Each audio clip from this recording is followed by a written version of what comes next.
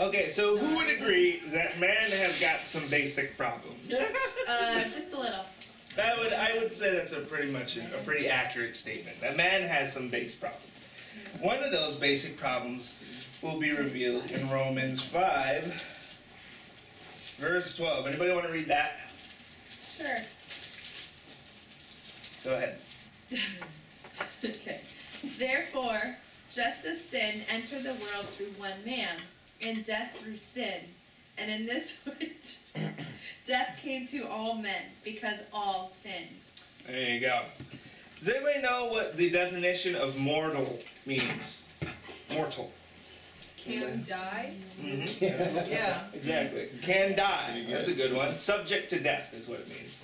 To be mortal is to be subject to death. Now, this is a base problem that every man has, is that we are subject to death. Let's go a little bit more and learn on this topic of our mortality and death. Let's go to Genesis chapter 3.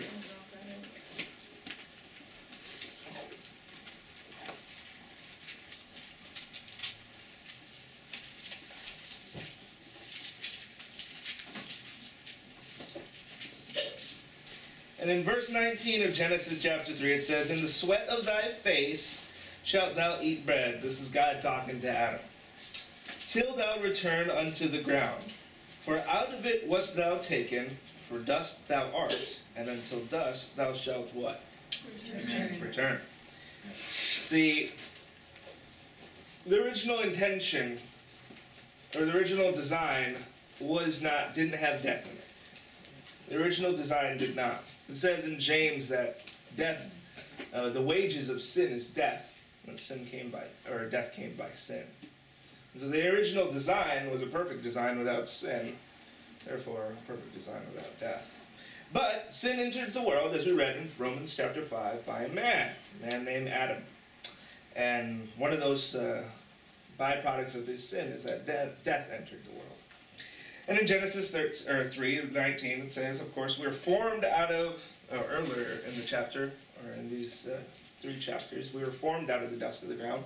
And here it says, "Unto that dust we shall return," which is, of course, illuminating our mortality.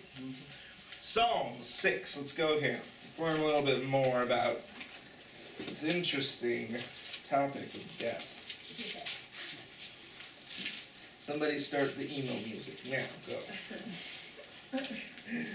Psalm 6, verse 5 says, "For in death there is no remembrance of thee. In the grave, who shall give thee thanks?"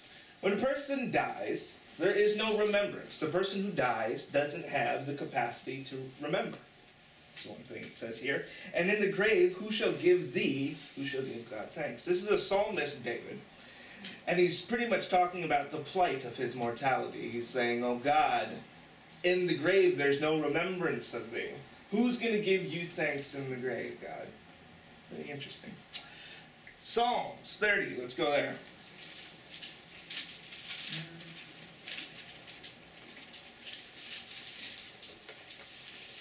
In Psalm 30, would anybody like to read verse 9? I can read verse 9. There you go.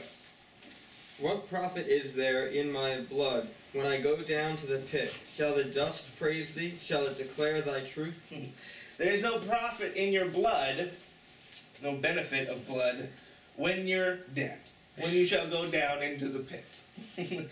"And shall the dust praise thee? Shall it declare thy truth?" David again in the psalm expressing the plight of our mortality. Yeah? "Shall the dust praise thee?" Of course, we're made out of dust, but he's referring to death here, when you return into balls of dust. "Shall the dust praise thee? Shall it declare thy truth?" Psalm 146, let's go here. These also illuminate another topic associated with this death, that in the grave, or in the pit, when you're dead, there are things that you do not have the capacity to do. Remembrance, declaring truth, giving praise. In the grave, these things, you're not available to do them. Contrary to popular belief in many different religions, when you're in the grave, these are not going to happen.